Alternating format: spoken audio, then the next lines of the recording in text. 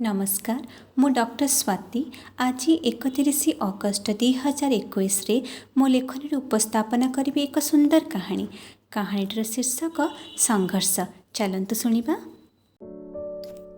एमिति अनेक घटना घटी चली थाए।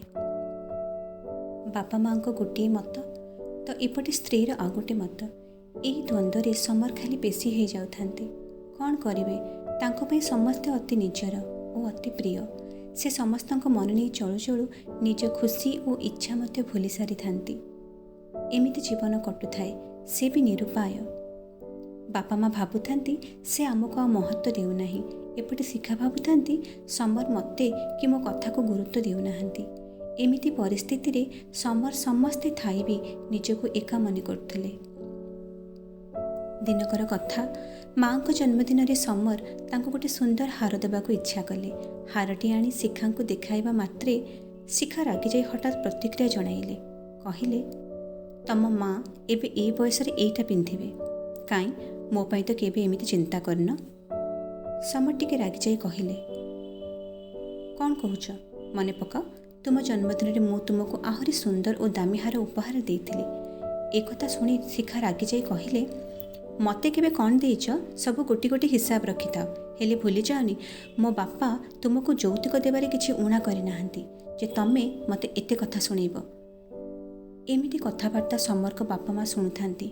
हठात भीतर को पशि आसी कहिले कि मुहखोर झियो आउ तू समर एठी छिड़ा होई सब शुणुथा। समर किछि सफेई देबा आगरु अनेक कथा शुणे बापा माँ चलीगले। समर चुपचाप गोटे चेयारे निस्तब्ध होई बसी रहिले। मने मने चिंता करथांती ए सबुर अंत केबे। समस्त को खुशी रखिबार प्रचेष्टा रे आज मु निजको हरई सारिछि। एमिति समस्त मध्य भल संपर्क रखिबा पाई समर केते जे त्याग करथिले ताहा गणना करि हेबनी। छोट छोट कथा को नहीं धीरे धीरे कलह बढ़िबार लागिला। समर ऑफिस रे अधिक समय बिताइबा आरंभ कले।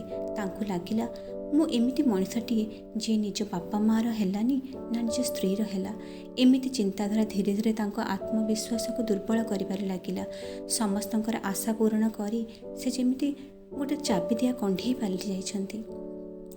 दिनकर घटना समर और शिखा निज छात उपरे बसी थांती।